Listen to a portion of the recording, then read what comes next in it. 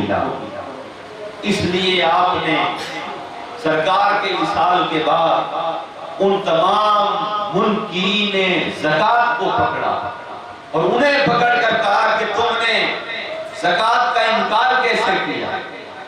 انہوں نے کہا ابو بکر ہم نماز پڑھیں گے، روزہ رکھیں گے، حج کریں گے، مگر ہم زکوٰۃ نہیں دیں گے۔ حضرت ابو بکر صدیق نے کہا کہ اگر تم زکوٰۃ سے انکار کرو گے تو میری تلوار تمہارا فیصلہ کر دے گی۔ اور ہوا بھی یوں، ان پر تلواریں چلی، اور جن لوگوں نے ایسے فتنے شہر مدینہ کے باہر پھیلا دیے تھے ان کی طرف حضرت ابو بکر صدیق نے لشکر بھیجا۔ اور جب آپ کو وہ جو جھوٹا نبی بن گیا تھا، ایک تو یمن کے اندر تھا طلحہ اسدی، اس کی طرف حضرت ابو بکر صدیق نے حضرت اکرمہ کو بھیجا ایک بہت بڑا لشکر دے کر، اور ادھر جو مسیلمہ تھا اس کی قوت اتنی بڑھ گئی تھی اس دور کے اندر، اور وہ یہ چاہتا تھا کہ میں تمام محمد رسول اللہ صلی اللہ علیہ وسلم کے چاہنے والوں کو مٹا دوں گا اور صرف میرا ہی نام رہے گا۔ اس نے اتنا بڑا لشکر تیار کر لیا، 40,000 لوگ اس کے ساتھ ہوئے، 40,000 کا لشکر لے کر وہ تیار ہو گیا۔ اور اسی کے قریب ایک عورت جس نے خود کو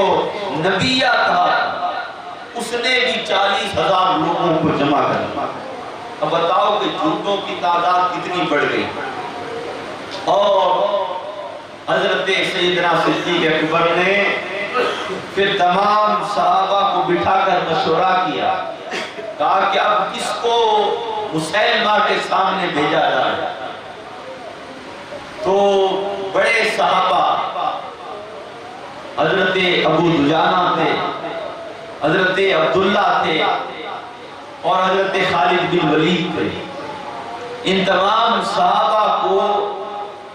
مسیلمہ کی طرف روانہ کیا،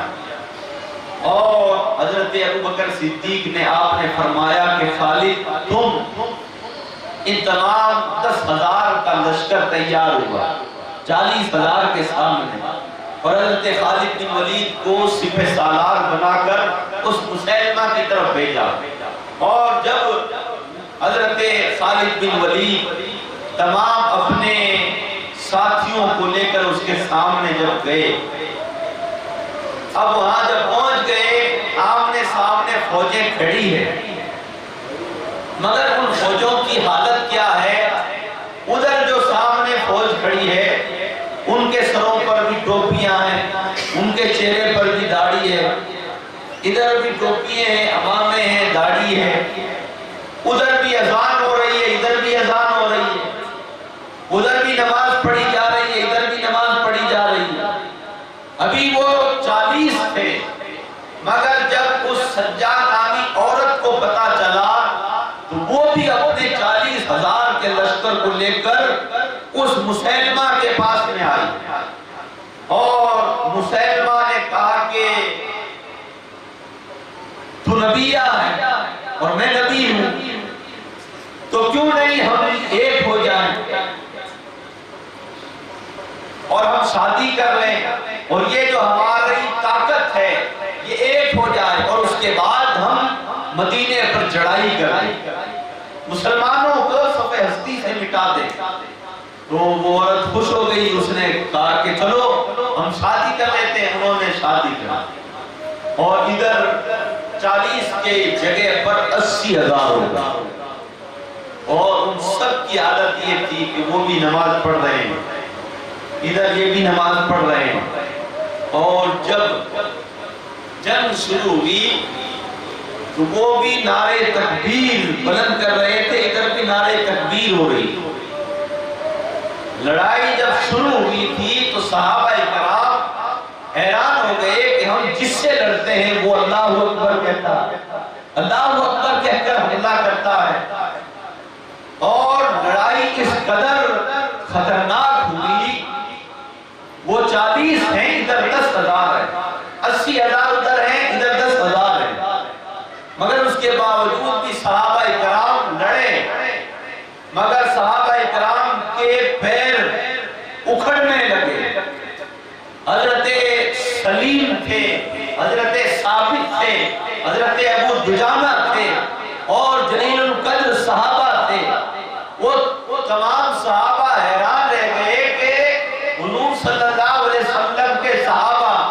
اس قدر لڑ رہے ہیں، اس کے باوجود بھی یہ فوج ہم پر حاوی ہو رہی ہے، اس کی کیا وجہ ہے اور ہم ان سے لڑ کیوں نہیں پا رہے ہیں؟ صحابہ اکرام نے حضرت خالد بن ولید سے کہا کہ ہمارے سمجھ میں نہیں آ رہا ہے کہ ہمارے پیر کیوں اکھڑ رہے ہیں، ہم پیچھے کیوں ہو رہے ہیں، اور ہمیں سمجھ میں نہیں آ رہا ہے کہ ہم لڑ کس سے رہے ہیں۔ ہم جس سے لڑتے ہیں وہ بھی اللہ اکبر کہہ رہا ہے، ہم بھی اللہ اکبر کہہ رہے ہیں۔ اس وقت سمجھ میں نہیں آیا۔ ہر صحابی یہ کہہ رہا تھا کہ ہم سوچ میں پڑ جاتے ہیں جب لڑنے کے لیے تلوار اٹھاتے ہیں، ہمیں پتہ نہیں ہے کہ ہم اپنے آدمی سے لڑ رہے ہیں یا ان کے سپاہی سے لڑ رہے ہیں، اور کچھ ایسی نشانی بتائی جائے۔ اس وقت حضرت خالد بن ولید آپ بھی سوچنے لگے، مگر آپ کے دل میں رب تبارک و تعالیٰ کی طرف سے الہام ہوا۔ حضرت خالد بن ولید نے آپ سے جب ان تمام صحابہ نے، ان مجاہدین اسلام نے جب یہ بات پوچھی، کہا کہ کوئی الگ نشانی دو، ہم ان سے لڑتے ہیں، ہمیں سمجھ میں نہیں آتا ہے، تو اس وقت حضرت خالد بن ولید آپ کے دل پر الہام ہوا۔ آپ نے کہا کہ اب جب ہم لڑیں گے تو ہم اللہ اکبر نہیں، اس لیے کہ اللہ اکبر تو وہ بھی کہہ رہے ہیں۔ حضرت خالد بن ولید نے کہا ہم لڑیں گے یا محمد کہتے ہوئے، یا محمد کہتے ہوئے لڑیں گے۔ اب جب یا محمد کا نعرہ لگایا گیا، صحابہ اکرام کے اندر اس قدر جوش آیا کہ صحابہ اکرام ان 80,000 پر ٹوٹ پڑے، اور اس قدر صحابہ اکرام کے اندر سرکار کا نام سن کر جوش آیا۔ حضور صلی اللہ علیہ وسلم کی نگاہ کرم ہو گئی، وہ 80,000 پھر بھاگنے لگے۔ بھاگتے بھاگتے مسیلمہ کا جو بہت بڑا قلعہ بنایا ہوا تھا اس کے اندر چھپنے لگے، اس کے اندر بھاگنے لگے، اور ان لوگوں نے صحابہ اکرام کی طرف اب آنا بند کر دیا۔ اب کوئی کدھر جا رہا ہے، کوئی کدھر بھاگ رہا ہے، اور مسلمہ نے وہ خود بھی ڈر کر اس قلعے کے اندر جا کر چھپ گیا، اور اس نے کہا کہ قلعہ بند کر دو، یہ مسلمان ہم پر اوپر آ جائیں گے، ہمارے قلعے میں داخل ہو جائیں گے۔ جو 80,000 تھے چند ہی منٹوں کے اندر ادھر ادھر ہو گئے، اور جتنے بھی لوگ تھے وہ سارے کے سارے اس قلعے کے اندر جا کر انہوں نے دروازہ بند کر دیا۔ اب دروازہ بند کر دیا، اب صحابہ اکرام کیسے اس قلعے کے اندر جائیں؟ مگر اس وقت بھی صحابہ کا جوش ایسا تھا کہ یہ منکر نبوت ہے، حضور صلی اللہ علیہ وسلم کی نبوت میں اس نے ہاتھ ڈالا ہے، ختم نبوت کے بارے میں اس نے غلط کام کیا ہے، اس کو ہم نہیں چھوڑیں گے۔ ایک جوان صحابی تھے حضرت عبداللہ، انہوں نے کہا کہ خالد ایسا کرو، مجھے اٹھا کر اس طریقے سے پھینکو کہ میں قلعے کے اندر جا کر گروں، مجھے پھینک دو۔ کہا کہ تم پھینکنے سے ہی مر جائے گا، تجھے پھینک نہیں سکتے ہیں، کیسے پھینکے تجھے؟ ہمارے پاس میں کوئی اور چیز نہیں ہے کہ جس کی وجہ سے ہم تجھے قلعے کے اندر بھیج دیں۔ انہوں نے کہا کہ کچھ کرو اور مجھے اندر ڈال دو، باقی میں سنبھال لوں گا، میں وہاں دروازے تک پہنچ کر دروازہ کھول دوں گا، تم سارے کے سارے اندر آ جانا۔ مگر اب اندر کیسے بھیجیں؟ تو پھر انہی کے ذہن میں یہ بات آئی، کہا کہ تم لکڑیاں اکٹھا کرو اور لکڑیوں کو جمع کر کے ایک دوسرے پر لکڑی باندھو، لکڑیوں کو ملا کر لکڑیاں جمع کر کے پھر اس کے بعد میں لکڑیوں کو پکڑ کر ان کے سہارے قلعے کی دیوار پر چڑھ جاؤں گا اور چڑھ کر قلعے کے اندر چلا جاؤں گا۔ پھر ویسا ہی کیا گیا، وہاں پر لکڑیاں نہیں تھی، نیزے تھے، نیزوں پر ایک نیزہ باندھا گیا، یوں کر کے بہت لمبا نیزوں سے ایک بہت بڑا کھمبا بنا دیا گیا، اور اس کے بعد اس کے کے سہارے سے حضرت عبداللہ جوش کے ساتھ میں اس قلعے کے اندر جہاں پر دشمنی دشمن ہے اور پورے قلعے کے اندر ایک بھی مسلمان ایک بھی صحابی نہیں ہے اور کوئی ان کے ساتھی نہیں ہے، مگر اس کے باوجود بھی ان کی ہمت کو دیکھو کہ پورے دشمنوں کے جھنڈ کے اندر حضرت عبداللہ کود جاتے ہیں اور کودنے کے بعد آپ اپنی تلوار اس قدر ان کے اوپر چلاتے ہیں اور چلاتے چلاتے زخمی ہوتے ہوتے آپ اس قلعے کے دروازے تک پہنچ کر آپ این دروازہ کھول دیتے ہیں اور جیسے ہی دروازہ کھولنا تھا تمام صحابہ کرام اس قلعے کے اندر داخل ہو جاتے ہیں۔ صحابہ کا داخل ہونا تھا اور اس قدر انہوں نے صحابہ کرام نے اس مسیلمہ کذاب کے لوگوں کو اس قدر مارا کہ وہ وہاں سے بھی بھاگنے لگے۔ اور ایک طرف حضرت ابو دجانہ، وہ ابو دجانہ جو جنگ احد کے اندر جب سرکار نے فرمایا تھا کہ میری یہ تلوار ہے، تم میں سے کون ہے جو میری اس تلوار کا حق ادا کرے، تو اس وقت حضرت اور صحابہ نے سرکار سے کہا یا رسول اللہ ہم اس کا حق ادا کریں گے، ہم اس کا حق ادا کریں گے، مگر حضرت ابو دجانہ آپ نے کہا یا رسول اللہ یہ تلوار مجھے دے دو، میں اس کا حق ادا کروں گا۔ اور اس کا حق کیا ہے؟ سرکار نے فرمایا اس تلوار کا حق یہ ہے کہ اس تلوار سے اتنے کافروں کو مارو کہ اس تلوار کے اندر نیزے پڑ جائیں، اس تلوار کے اندر کئی سوراخ ہو جائیں اور یہ تلوار مڑ جائے، اس کے اندر بل پڑ جائے۔ اے ابو دجانہ اس تلوار کا حق یہ ہے۔ حضرت ابو دجانہ نے پھر وہ تلوار لی اور تلوار لینے کے بعد حضرت ابو دجانہ جنگ احد کے میدان کے اندر اس قدر کافروں کے سامنے چلے، آپ یوں اکڑ اکڑ کر چلنے لگے۔ جب اکڑ کر چلنے لگے صحابہ نے کہا یا رسول اللہ ابو دجانہ ایسے چل رہے ہیں۔ سرکار نے حضرت ابو دجانہ کی اس چال کو دیکھ کر آپ نے کہا کہ یہ چال اللہ تعالیٰ کو پسند نہیں ہے، مگر آج جو ابو دجانہ دشمنوں کے سامنے چل رہا ہے تو اللہ تعالیٰ کو بھی ابو دجانہ بڑا پسند آ رہا ہے، بڑا پسند آ رہا ہے، اور مجھے بھی ابو دجانہ کی یہ چال بڑی پسند آ رہی ہے۔ وہ ابو دجانہ ان کی تمنا تھی کہ مسلمہ کو میں ماروں، جس نے نبوت کا دعویٰ کیا ہے اس کو تاکہ سرکار مجھ سے راضی ہو جائے۔ آپ نے پھر وہی انداز اپنایا، پھر وہی چال اس کے قلعے کے اندر چلنے لگے اور مسلمہ گھبرانے لگا۔ ادھر سے حضرت وحشی، وہ وحشی جنہوں نے حضرت امیر حمزہ پر وار کیا تھا، جن کو حضرت امیر حمزہ نے جنہیں شہید کیا تھا، حضرت امیر حمزہ کو جنہوں نے شہید کیا تھا، وہ حضرت وحشی جنہوں نے سرکار کے پاس آ کر معافی بھی مانگ لی، اسلام میں بھی داخل ہو گئے، مگر سرکار نے فرمایا وحشی آج کے بعد تم میرے سامنے نہ آنا، جب تم میرے سامنے آتے ہو تو مجھے میرے چچا امیر حمزہ کی یاد آ جاتی ہے، وہ منظر مجھے یاد آ جاتا ہے، وہاں پر اس قلعے کے اندر اس مسلمہ کے سامنے ادھر سے حضرت ابو دجانہ آ رہے ہیں، ادھر سے حضرت وحشی آ رہے ہیں۔ حضرت وحشی کہتے ہیں ابو دجانہ یہ اس کو میں ماروں گا، آج وہ وقت آ گیا ہے، وہ وقت آ گیا ہے اور وہ بدلہ آ گیا ہے کہ میں نے امت مسلمہ کے ایک عظیم آدمی کو قتل کیا تھا، اب اس کا کفارہ میں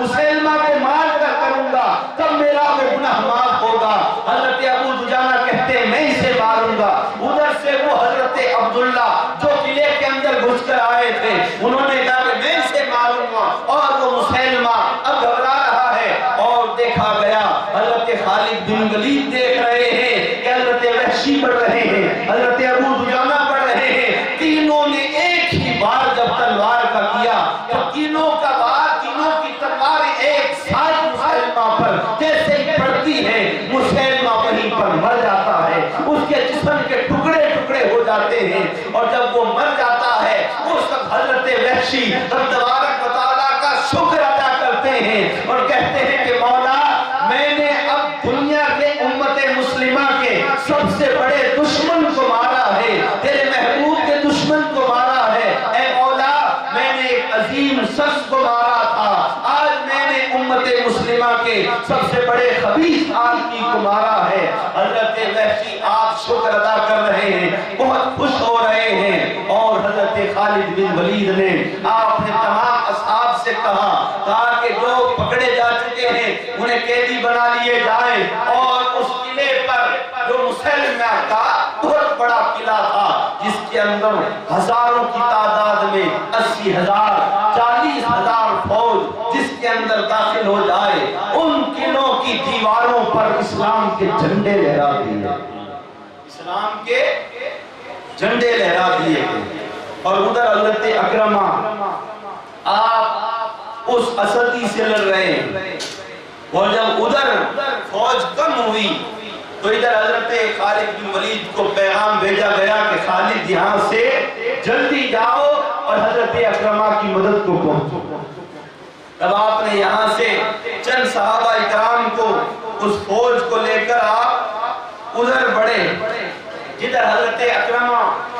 آپ لڑ رہے تھے، اور اس قدر حضرت خالد بن ولید نے حضور صلی اللہ علیہ وسلم کے صحابہ نے دین کی خدمت کی، اور اس قدر ان کے دلوں کے اندر حضور صلی اللہ علیہ وسلم کی محبت تھی، آپ کی چاہت تھی، دین کی چاہت تھی، کہ انہوں نے کبھی بھی خود کی جان کی فکر نہیں کی، خود کے مال کی، خود کے بیوی بچوں کی فکر نہیں کی، انہوں نے فکر کی تو دین اسلام کی، اور حضور صلی اللہ علیہ وسلم آپ کی عزت پر انہوں نے پہرا دیا، اور ان لوگوں کی یہ چاہت تھی کہ ہمارے حضور صلی اللہ علیہ وسلم کے لیے کوئی بھی ایسے جملے اپنی زبان سے نہ نکالے، اور جن جن لوگوں نے نبوت کا دعویٰ کیا تھا آج تک دنیا کے اندر یہ ریکارڈ ہے کہ جس نے بھی نبوت کا دعویٰ کیا اس کے لیے حضور صلی اللہ علیہ وسلم کے غلام آپ کے عاشقوں نے پہنچ کر ان ظالموں کو جہنم میں پہنچایا۔ ایسے کئی جھوٹے دعوے دار ہوئے، اور اس عورت کو بھی مارا گیا جس عورت نے بھی نبوت کا دعویٰ کیا تھا، اور ادھر حضرت اکرمہ نے اس اسدی کو آپ نے اسے مارا، اسے جہنم میں پہنچایا، اور حضور صلی اللہ علیہ وسلم آپ کے وہ صحابہ جو حضور صلی اللہ علیہ وسلم سے اس قدر محبت کرتے تھے، اس قدر آپ سے عشق کرتے تھے، اور حضور صلی اللہ علیہ وسلم کے لیے تڑپا کرتے تھے، سرکار کا انتظار کیا کرتے تھے،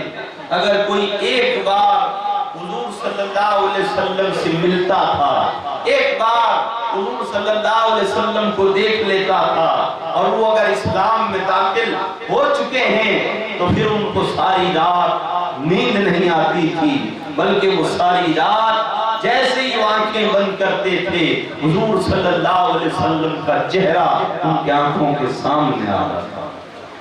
اور اس قدر صحابہ کرام حضور صلی اللہ علیہ وسلم محبت کرتے تھے۔ ایک دن ہمارے سرکار جب شہر مدینہ کی گلی سے جب آپ جا رہے تھے،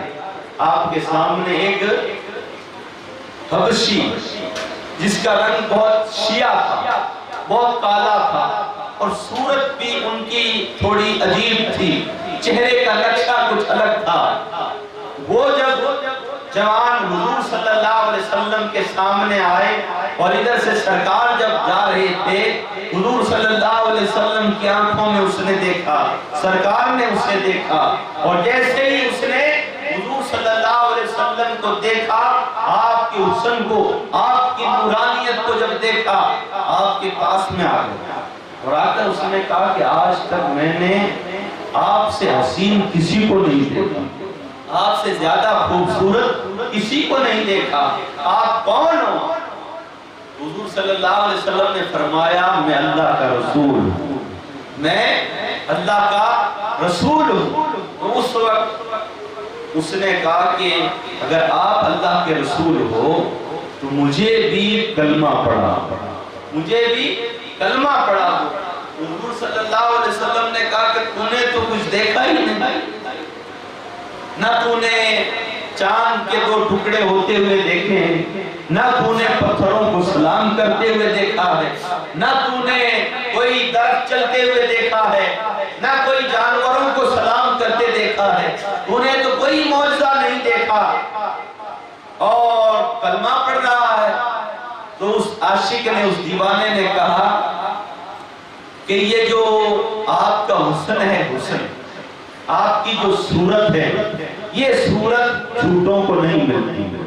یہ ایسی حسین صورت وہ بنانے والا کسی کو نہیں دیتا ہے، جو اس کے محبوب ہوتے ہیں وہ اسی کو ایسا حسین بناتا ہے۔ میں تو آپ کے حسن کو دیکھ کر آپ کا غلام بننا چاہتا ہوں۔ تو حضور صلی اللہ علیہ وسلم نے اسے کلمہ پڑھا،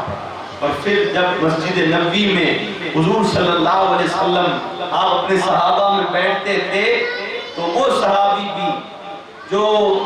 کالے رنگ کے تھے اور جن کی صورت اور ان کا نقشہ وہ بھی کچھ صحیح نہیں تھا اور بظاہر صحیح نہیں تھا، مگر ان کا ایمان، ان کا عشق بڑا پکا تھا، بڑا مضبوط تھا، بڑا حسین ان کا عشق تھا، اور ان کا دل بھی ایسا دل تھا کہ جب وہ سرکار کے سامنے بیٹھتے تھے تو ان کا تصور یہ ہوتا تھا کہ وہ سرکار صلی اللہ علیہ وسلم کے چہرے سے اپنی نگاہوں کو نہیں ہٹایا گیا۔ اور وہ تھے بھی مدینے کے باہر گاؤں کے، اور جب شام کے وقت وہاں سے گئے، راستے میں بھی وہ حضور صلی اللہ علیہ وسلم کی صورت ان کی نگاہوں کے سامنے، اور جب وہ گھر پہنچے بڑی خوشی خوشی اپنے بیوی بچوں سے ملے، اور جب رات ہوئی ساری رات وہ لیٹے رہے مگر آنکھیں کھلی رہی، جیسے ہی آنکھ بند ہوتی ہے سرکار کی صورت سامنے آ جاتی ہے، جیسے ہی آنکھ بند کرتے ہیں حضور کی صورت سامنے، تو وہ ساری رات اب وہ انتظار کر رہے ہیں کہ کب صبح ہو اور میں میرے محبوب سے جا کر کب صبح ہو اور میں حضور صلی اللہ علیہ وسلم کے پاس پہنچوں۔ اس قدر انہوں نے رات گزاری، اور جب صبح ہوئی تو انہوں نے اپنے بچے سے کہا کہ جاؤ بیٹا، وہ اپنے گھر کے اندر سب سے خوبصورت چیز ہے اسے اٹھا کر لاؤ۔ بیٹا وہ چیز لے کر آیا، کہا کہ بیٹا وہ بھی لے آؤ، وہ بھی بڑی خوبصورت ہے، بیٹا وہ بھی لے آؤ، جاؤ بیٹا کھیت سے سبزیاں لے آؤ، اچھی اچھی سبزیاں لے آؤ۔ اس نے اپنا جو رومال تھا بہت بڑا اس کو بچھا دیا، اور ساری چیزیں اس رومال کے اندر باندھ کر پھر اپنے کندھوں پر رکھ کر وہ جوان حضرت ساحل جب آپ گھر سے نکلنے لگے، بچے نے پوچھا ابا آپ یہ ساری چیزیں جو گھر میں سب سے خوبصورت ہے ان چیزوں کو لے کر کہاں جا رہے ہو؟ حضرت ساحل نے کہا کہ بیٹا میں میرے محبوب سے ملنے جا رہا ہوں، میں میرے یار سے ملنے جا رہا ہوں۔ تو کہا کہ یہ ساری چیزیں میں ان کو تحفہ دوں گا۔ اور جب وہاں پر پہنچے مسجد نبوی میں جہاں پر سرکار جلوہ فرما تھے، صحابہ کرام بھی بیٹھے ہوئے تھے، تو انہوں نے وہ پورا کی پورا سامان سرکار کے سامنے لے جا کر رکھا، اور اس رومال کو کھول کر ہر ایک چیز حضور صلی اللہ علیہ وسلم کو دیتے ہیں اور کہتے ہیں یا رسول اللہ میرے گھر کے اندر سب سے خوبصورت چیز تھی، میں آپ کے لیے تحفہ لایا ہوں۔ پھر اٹھاتا ہے، پھر دیتا ہے اور کہتا ہے یا رسول اللہ میرے گھر کے اندر سب سے اچھی چیز یہ تھی، یا رسول اللہ میرے کھیت کے اندر سب سے اچھی سبزی یہ تھی جو میں آپ کے لیے لایا ہوں۔ حضور صلی اللہ علیہ وسلم نے دیکھا، آپ مسکرائے اور آپ نے وہی رومال لیا اور لے کر حضرت بلال سے کہا کہ بلال جاؤ یہ میرے گھر دے آؤ، جاؤ یہ میرے گھر دے آؤ۔ حضرت بلال نے وہ ساری گٹھری اٹھا کر حضور صلی اللہ علیہ وسلم کے گھر دے آئے۔ واپس جب آئے سرکار نے وہ رومال لیا، آپ نے وہ رومال لے کر آپ نے بچھا دیا، بچھا دینے کے بعد آپ نے اپنے صحابہ سے کہا کہ جاؤ بازار سے یہ چیز لے آؤ، فلاں چیز لے آؤ، وہ چیز لے آؤ۔ اور وہ صحابہ گئے اور جا کر انہوں نے وہ چیزیں خریدی اور خرید کر لے کر آئے، اور حضور صلی اللہ علیہ وسلم کو جب لا کر دی، حضور صلی اللہ علیہ وسلم نے اسی رومال کے دی اور دے کر کہا کہ یہ لے، میں بھی تیرا یار ہوں، میں میری طرف سے تجھے بھی تحفہ دیتا ہوں، میں تجھے بھی تحفہ دیتا ہوں۔ جب اس کو دیا تو وہ بہت خوش ہوا اور وہ اپنے گاؤں سے سبزی لا کر مدینے کے بازار میں بیچا کرتا۔ تو اس نے جب وہ سامان لیا اور لے کر جب جانے لگا، ادھر سے لوگوں نے پوچھا کہاں جا رہا ہے، کہاں جا رہا ہے؟ تو کہا کہ میں اپنے گھر جا رہا ہوں۔ اور کہا یہ ساری چیزیں کیا ہے؟ تو کہتا ہے کہ میرے یار نے مجھے اتنا تحفہ دیا ہے، یہ میں لے کر جا رہا ہوں۔ کہا کہ تیرا یار کون ہے، تیرا محبوب کون ہے؟ تو کہا کہ میرا محبوب اللہ کا آخری رسول ہے، محمد رسول اللہ صلی اللہ علیہ وسلم ہے۔ لوگ کہتے تھے کہ وہ تیرے یار ہے، تیرے محبوب ہے؟ نہیں، ہم تو نہیں مانتے، تیری صورت کہاں، ان کا حسن کہاں،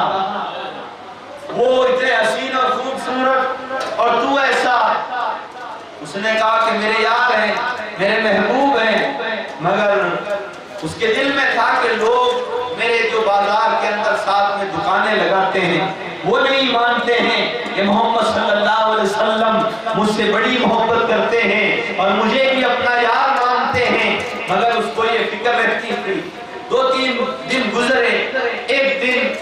وہ سرکار، ہر دن سرکار کے لیے تحفہ لے کر آتے، ادھر سے سرکار تحفہ دیا کرتے تھے، اور سرکار صلی اللہ علیہ وسلم آپ کا فرمان بھی یہی ہے کہ تمہیں جس سے محبت ہو تحفے دیا کرو، لیا کرو، اس لیے کہ تحفے دینے اور لینے سے محبت بڑھتی ہے، محبت بڑھتی ہے۔ ایک دن سرکار صلی اللہ علیہ وسلم جب مدینہ کے بازار میں جب گئے، تب آپ نے دیکھا کہ وہی آپ کے صحابی وہاں بازار میں سبزی بیچ رہے ہیں۔ حضور صلی اللہ علیہ وسلم آپ کو بھی ان سے بڑی محبت ہو،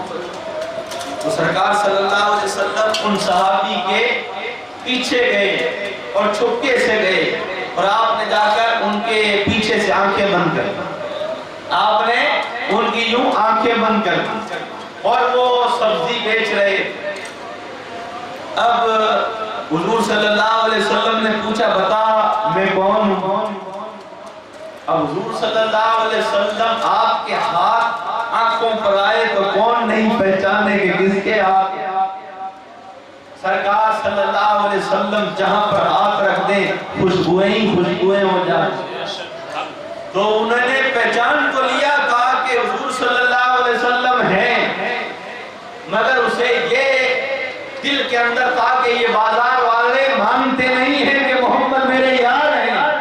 یہ لوگ نہیں مانتے ہیں۔ تو اس نے کہا کہ اگر میں سیدھا ہی کہہ دوں گا کہ آپ میرے یار ہو، آپ میرے محبوب ہو، آپ اللہ کے رسول ہو، تو سرکار ہاتھ ہٹا دیں گے۔ تھوڑی دیر ہاتھ رہنے دیتا ہوں، انجان بنتا ہوں، بتاؤں گا نہیں کہ آپ محمد صلی اللہ علیہ وسلم ہو۔ اب وہ بازار میں سبزی بیچ رہے ہیں، سرکار پوچھتے ہیں بتا کون ہوں میں، مگر وہ بتا نہیں رہے کہ آپ محمد صلی اللہ علیہ وسلم ہو، اور زور زور سے کہتے ہیں آؤ آؤ مجھ سے سبزی لے لو، آؤ آؤ مجھ سے سبزی لے لو۔ زور سے چلا کر کیوں کہہ رہے ہیں؟ تاکہ ہر بازار میں گھومنے والا، ہر بازار میں اپنی دکان لگانے والا میری طرف دیکھ لے اور محمد کے ہاتھوں پر، میری آنکھوں پر دیکھ لے، اور لوگوں دیکھ لو محمد مجھ سے کتنی محبت کرتے ہیں کہ آج جو یاری ہے اس یاری کو نبھانے کے لیے آئے ہیں کہ لوگوں میری طرف دیکھو، ارے میرا یار میرے پاس میں آ گیا ہے،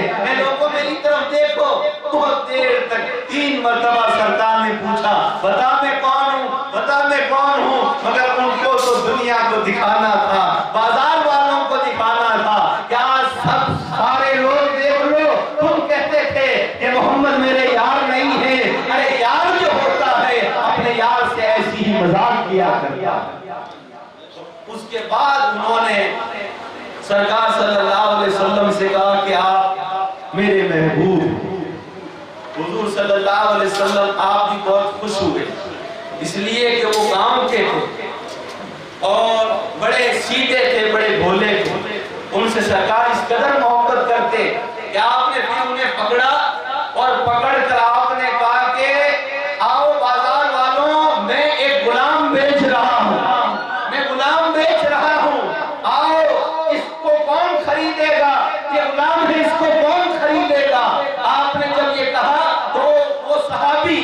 وہ گھبرانے لگ گئے، کانپنے لگ گئے. انہوں نے کہا یا رسول اللہ مجھے نہ بیچو، ارے مجھے علم بھی نہیں ہے، نہ میرا حسن ہے، نہ میرے پاس میں کوئی اور چیز ہے. یا رسول اللہ مجھے نہ بیچو، میں تو آپ ہی کے قدموں میں رہنا چاہتا ہوں. سرکار کے قدموں کو پکڑ کر کہتے ہیں مجھے نہ بیچو. سرکار نے پھر جب دیکھا کہ وہ گھبرانے لگ گئے ہیں، رونے لگ گئے ہیں، آپ نے انہیں اٹھا کر سینے سے لگایا اور لگا کر کہا کہ ارے تو حیران نہ ہو، گھبرا نہیں. ارے جسے محمد بیچے اسے کون ہے جو خرید سکتا ہے؟ ارے اللہ کے سوا اسے کوئی خرید ہی نہیں سکتا.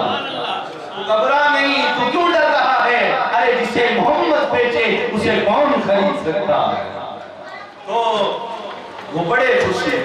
اس قدر حضور صلی اللہ علیہ وسلم اپنے عاشقوں سے خود محبت کرتے ہیں. ایک صحابی تو جن کا ذکر آپ نے غالباً سنا ہے، حضرت عبداللہ. وہ ایسے تھے، وہ بھی بڑے سیدھے تھے مگر غریب تھے.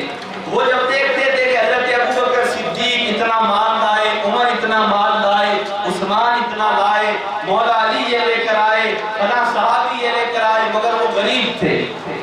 ان کے پاس کچھ ہوتا نہیں تھا. مگر ان کے دل میں بھی آتا کہ میرے پاس میں بھی کچھ ہو تو میں بھی سرکار کو تحفہ دوں. مگر وہ کیا کرتے، بازار میں جا کر جو چیز سب سے خوبصورت چیز ہوتی، اچھی چیز ہوتی کوئی بھی، اور وہ اس چیز کو خرید لیا کرتے اور اس دکاندار سے کہتے کہ یہ چیز مجھے دے دو، اتنے دن بعد، اتنے مہینے بعد میں تمہیں پیسے دے دوں گا. اب وہ چیز لا کر حضور صلی اللہ علیہ وسلم کو تحفہ دے دیا. سرکار آپ کے لیے لایا. جب بھی آتے تھے ادھار لے کر آ جاتے. غریب اتنے تھے کہ واپس روپے بھی نہیں دے سکتے. تو وہ یہودی، وہ عیسائی لوگ جن کی دکانیں ہوتی تھی، وہ انہیں پکڑنے کے لیے آتے کہ ہمارے پیسے دے، اس دن یہ چیز لے گیا تھا، اس دن یہ چیز لے کر گیا ہے، اس کے پیسے کب دے گا؟ تو وہ اتنے سیدھے تھے کہ وہ ان سب کو لے کر حضور کی بارگاہ سرکار کے سامنے لا کر کہتے کہ ان سے لے لو.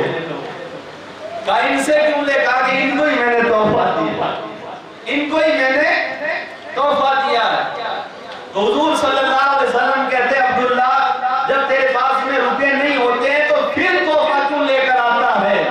حضرت عبداللہ کہتے یا رسول اللہ جب میں بازار سے ہو کر گزرتا ہوں اور دکانوں کو دیکھتا ہوں، جو سب سے خوبصورت چیز مجھے نظر آتی ہے، یا رسول اللہ میرے دل سے آواز آتی ہے عبداللہ لے لے اور اپنے محبوب کو دے دے، ورنہ کوئی اور اپنے محبوب کے لیے لے جائے گا. اس لیے یا رسول اللہ میں سب سے پہلے وہاں سے وہ چیز ادھار لا کر آپ کو دے دیتا ہوں.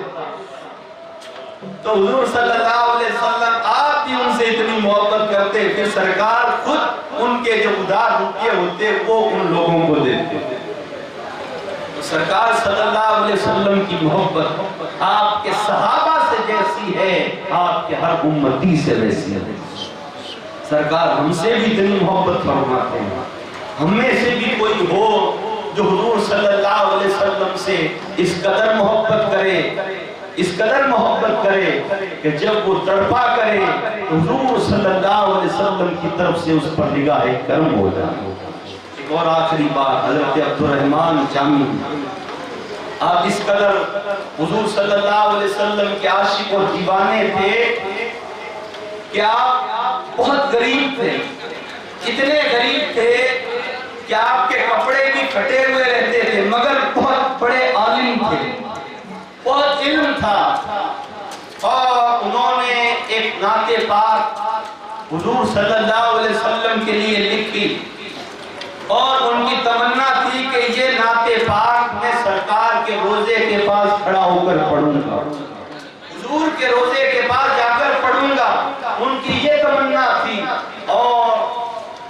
وہ یہ انتظار کرتے کہ میرے پاس میں کچھ روپیہ ہو، کوئی سفر کا سامان ہو جائے تو میں چلا جاؤں. مگر ان کے پاس ایسا بندوبست نہیں ہوا. مگر اس کے باوجود بھی جب ایک قافلہ ان کے گاؤں سے جب گزر رہا تھا، انہوں نے پوچھا کہاں جا رہے ہو؟ وہ کہا کہ ہم عمرہ کرنے کے لیے، حج کرنے کے لیے جا رہے ہیں. تو وہ بھی ان کے ساتھ میں ہو گئے، کہا کہ مجھے بھی اپنے ساتھ میں لے چلو،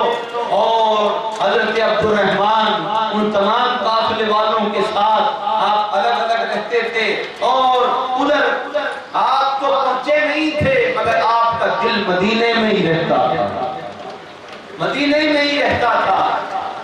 اور جب مدینے کے قریب پہنچنے والے تھے، اس رات حضور صلی اللہ علیہ وسلم آپ مدینے کے گورنر کے خواب میں تشریف لائے، مدینے کے گورنر کے خواب میں آپ آئے، اور آپ نے اس گورنر سے کہا کہ دیکھو ایک قافلہ میرے شہر میں میرے روزے پر حاضری دینے کے لیے ایک فلاں جگہ سے قافلہ آ رہا ہے۔ اس گورنر نے کہا یا رسول اللہ میرے لیے کیا حکم ہے؟ حضور نے فرمایا اس قافلے کے اندر ایک میرا عاشق ہے، ایک میرا دیوانہ ہے۔ تو کہا یا رسول اللہ ان کے لیے کیا حکم ہے؟ سرکار نے فرمایا اس کو شہر مدینہ کے اندر داخل نہیں ہونے دینا، ان کو مدینے کے اندر داخل نہیں ہونے دینا۔ انہوں نے کہا ٹھیک ہے۔ صبح ہوتے ہی انہوں نے گورنر نے سپاہی دوڑائے اور کہا کہ جاؤ قافلہ اس راستے سے آ رہا ہے، اور ان قافلے والوں میں ایک ایسا دیوانہ ہے جس کے لباس پرانا ہے، پھٹا ہوا ہے، جن کی داڑھی ایسے ہے، جن کے سر پر پھٹا امامہ ہے، ایسا ایک عاشق جب تمہیں نظر آئے، اور تو اور سرکار نے ان کا نام بھی گورنر سے بتا دیا تھا، کہا کہ میرے اس عاشق کا نام عبد الرحمن، اس کو مدینے کے اندر آنے نہیں دیا جاتا۔ اور ادھر تو حضرت عبد الرحمن تڑپتے ہوئے آ رہے تھے، کہا کہ ابھی پہنچوں سرکار کے روزے پر، ابھی پہنچوں گا سرکار کے شہر میں، ابھی مدینہ آنے والا ہے۔ مگر جب شہر مدینہ کے قریب ہوئے اتنے میں دو سپاہی آئے، انہوں نے آ کر سیدھے ہی پوچھا، کہا کہ تم میں عبد الرحمن کون ہے؟ ان سب قافلے والوں نے کہا کہ یہ ہے عبد الرحمن۔ تو کہا کہ پورا قافلہ مدینہ کے اندر چلا جائے، مگر اے عبد الرحمن تو یہاں سے واپس چلا جائے، تجھے اندر آنے کی اجازت نہیں ہے، ہمارے گورنر نے ہمیں بھیجا ہے، تجھے اندر نہیں جانا ہے، واپس یہاں سے چلا جا۔ جب یہ بات حضرت عبد الرحمن نے سنی تو تو اس قدر آپ کو جھٹکا لگا کہ یہ کیا ہے، میں نہیں جا سکتا، جبکہ آپ تو اتنی امنگ اور تمنا لے کر آئے تھے، یہ نعت پاک سرکار کے روزے کے قریب جا کر سناؤں گا، مگر آپ کو روک دیا گیا۔ آپ واپس ان سپاہیوں کے سامنے واپس روانہ ہو گئے، مگر آپ کا دل تو ادھر ہی تھا، آپ کی جان تو ادھر ہی تھی، آپ کا سب کچھ تو مدینے میں ہی تھا، پھر کیسے کوئی واپس جا سکتا ہے؟ حضرت عبد الرحمن واپس جب جا رہے تھے بہت دور نکل گئے، تب آپ نے دیکھا کہ کوئی اور اونٹ پر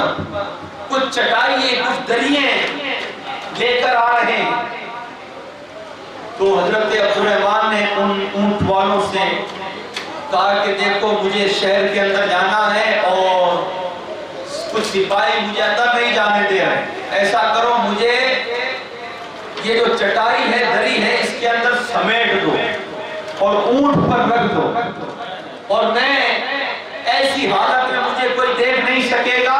اور میں شہر مدینہ کے اندر داخل ہو جاؤں گا۔ اب پھر رات ہو گئی، ادھر سرکار پھر گورنر کے خواب میں آئے، کہا کہ اب وہ عبد الرحمن فلاں سواری پر، فلاں اونٹ پر، فلاں دریوں کے اندر چھپ کر آ رہا، جاؤ جا کر اسے روکو اور آنے نہیں دو۔ پھر سپاہی آ گئے، ان اونٹوں کو روکا ہوگا، یہ دریاں نیچے اتارو، چٹائی اتاری کھولی، تو حضرت عبد الرحمن پھر وہ گھبرائے، پھر ان سپاہیوں نے کہا کہ ہم نے تجھے کہا نا اندر نہیں آنا ہے، پھر تو کوشش کر رہا ہے واپس چلا جا، واپس یہاں سے نکل۔ اور وہ بہت دیر کھڑے رہے، حضرت عبد الرحمن اداس ہو گئے، رونے لگے، بہت روئے، روتے روتے واپس جانے لگے، واپس گئے، اور پھر ایک دن گزر گیا چلتے چلتے، پھر آپ نے دیکھا کہ ایک کوئی چرواہا اپنی بکریوں کو لے کر جا رہا ہے اور وہ شہر مدینہ کے اندر داخل ہوگا اور اس دن پہنچے گا. انہوں نے پوچھ لیا اس چرواہے سے، کہا کہ تمہاری بکریاں کب کہاں لے جاؤ گے؟ کہا کہ مدینے لے جاؤں گا. کس دن جاؤ گے؟ فلاں دن جاؤں گا. تو کہا کہ مجھے بھی اپنے ساتھ میں لے جا، مجھے غلام بنا کر لے جا، اور اگر کوئی سپاہی سامنے آئے گا تو میں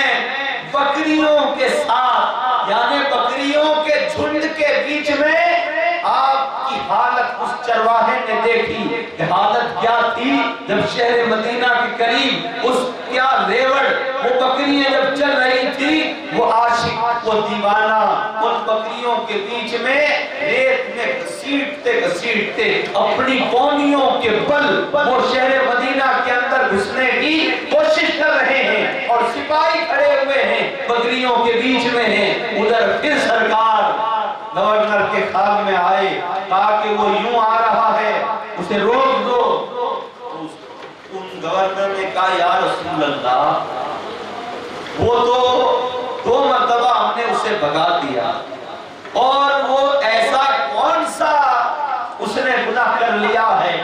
جس کو آپ آنے نہیں دے رہے ہو آپ کے روزے پر، اور وہ آنا چاہتا ہے. تو حضور صلی اللہ علیہ وسلم نے فرمایا، اے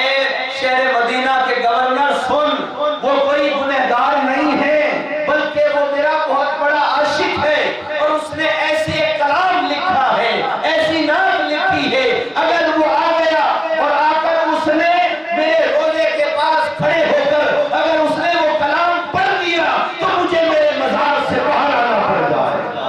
مجھے میرے مزار سے باہر آنا پڑ جائے گا، اور اگر میں باہر آ گیا تو قیامت آ جائے گا. اس لیے اسے آنے نہیں دینا ہے، اسے وہاں پر پہنچنے نہیں دینا ہے. تب پھر حضرت عبد الرحمن اس گورنر نے بڑی عزت سے یہ بات بتائی. اور کیوں نہیں ہو، سرکار کے کچھ عاشق جب سرکار کے روزے پر پہنچے تو حضور صلی اللہ علیہ وسلم کی بارگاہ سے، اور ان لوگوں نے جیسے کہ حضرت احمد رفائی بزرگ گزرے، وہ جب سرکار کے روزے کے پاس گئے تو انہوں نے کہا یا رسول اللہ، میں آپ کے یہاں آیا ہوں، آپ کے پاس آیا ہوں اور آپ مزار میں ہو. یا رسول اللہ، میری یہ تمنا ہے کہ ایک مرتبہ آپ اپنا دست مبارک باہر نکالو تاکہ میں اس کو بوسہ دے دوں، میں اس کو بوسہ دے دوں. سرکار نے اپنا ہاتھ مبارک باہر نکال دیا. حضرت عبد الرحمن جانے کے لیے سرکار کیوں نہیں کھڑے ہوتے؟ آپ نہیں چاہتے تھے کہ وہ عاشق وہاں آئے. جیسا عاشق ہوتا ہے، جیسا عشق ہوتا ہے، سرکار بھی اس سے اتنی ہی محبت کرتے ہیں. اللہ تعالیٰ ہمیں محبت عطا فرمائے.